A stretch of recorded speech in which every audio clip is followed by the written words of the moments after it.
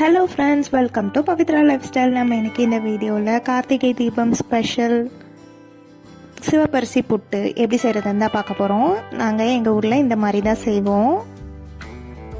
அதுக்கு first சிவப்பரிசியை 2 cup எடுத்திருக்கேன். அதை 1.5 hours பிஃபோர் ஊற வச்சிடணும். ஊறினதுக்கப்புறம் இந்த மாதிரி தண்ணியெல்லாம் ஸ்ட்ரெயின் பண்ணிவிட்டு மிக்ஸி ஜாரில் கொஞ்சம் கொஞ்சமாக போட்டு அரைச்சிட்டு இந்த மாதிரி சலிச்சு வச்சுக்கணும் மாவை.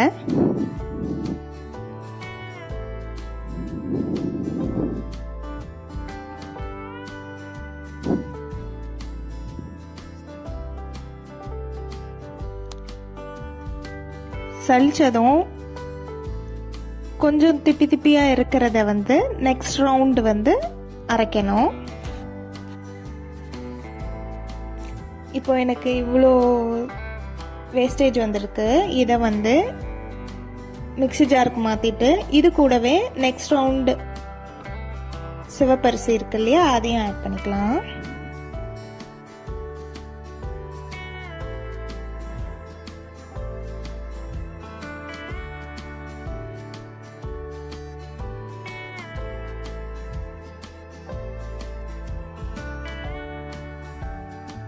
இப்போ இதையும் அரைச்சிட்டு இதே மாதிரி திரும்ப சலிக்கணும்.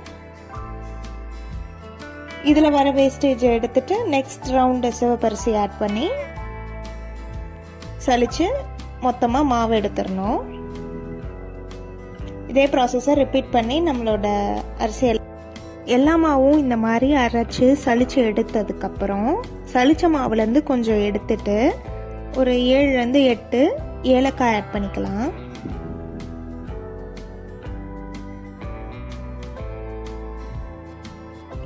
இந்த மாவு கூடயே அரைச்சிட்டோன்னா நல்லா அது எல்லாமே கிரைண்ட் ஆகி ஃபைன் பவுடர் ஆகிடும். அதை எடுத்து இப்போ நம்ம ஆல்ரெடி சலிச்சு வச்சிருக்க மாவு கூட ஆட் பண்ணிக்கலாம்.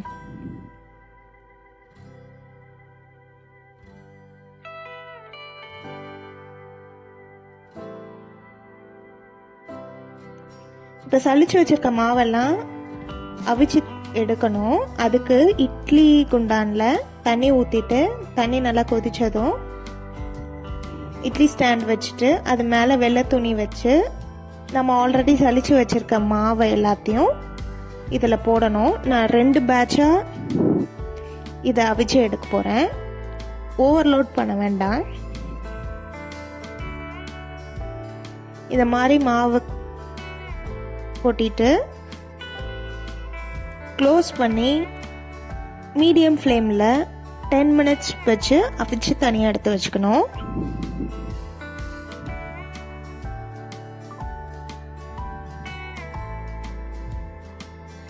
மாவை இந்த மாதிரி நல்லா பேக் பண்ணிட்டு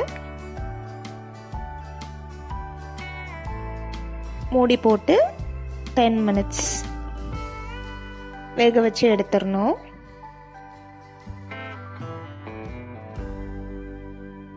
இந்த வெந்த மாவு பார்க்க இந்த மாதிரி தான் இருக்கும். இதை எடுத்து தனியாக ஒரு பாத்திரத்தில் போட்டு வச்சுக்கலாம்.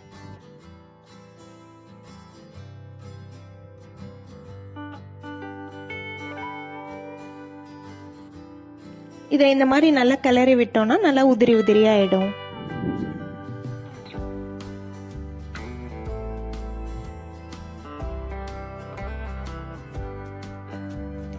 எல்லா மாவையும் இந்த மாதிரி அவிச்சு எடுத்து வச்சாச்சு. இது கூட இப்போ நம்ம அரை முடி தேங்காய் திருவி வச்சிருக்கோம், அதை ஆட் பண்ண போகிறோம்.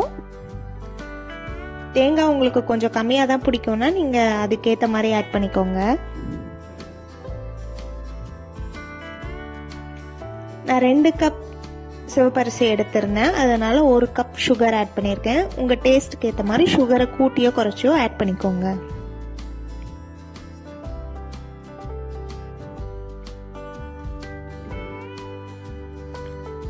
எல்லாத்தையும் நல்லா இந்த மாதிரி மிக்ஸ் பண்ணி விட்டுருங்க.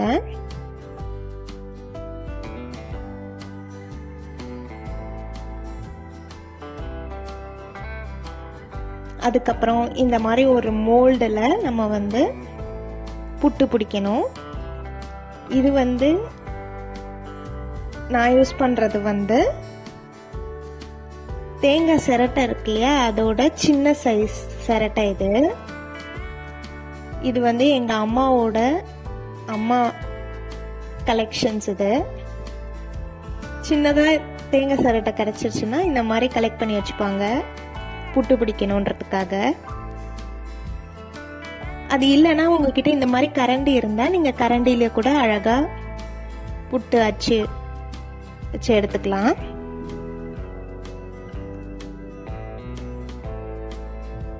இந்த புட்டை எல்லாத்தையும் நம்ம இட்லி குண்டான்ல திரும்ப அவிக்க போறோம்.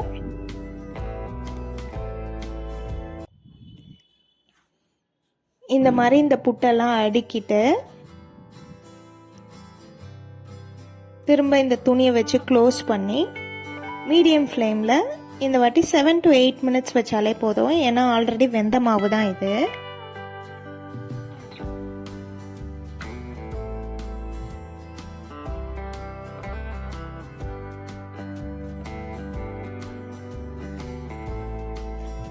செவன் to 8 minutes கழிச்சு ஓப்பன் பண்ணி பார்த்தோன்னா ரொம்ப சூப்பரான புட்டு ரெடி ஆகிடும். நீங்களாம் உங்கள் ஊரில் எந்த மாதிரி புட்டு செய்வீங்கன்னு கமெண்ட் பண்ணுங்கள். இந்த மாதிரி யாராவது செய்வீங்கன்னா உங்கள் ஊர் பேரையும் சொல்லுங்கள்.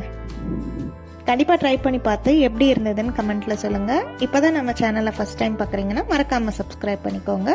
பெல் ஐக்கனை ஆல்ல வச்சுக்கோங்க. Bye bye.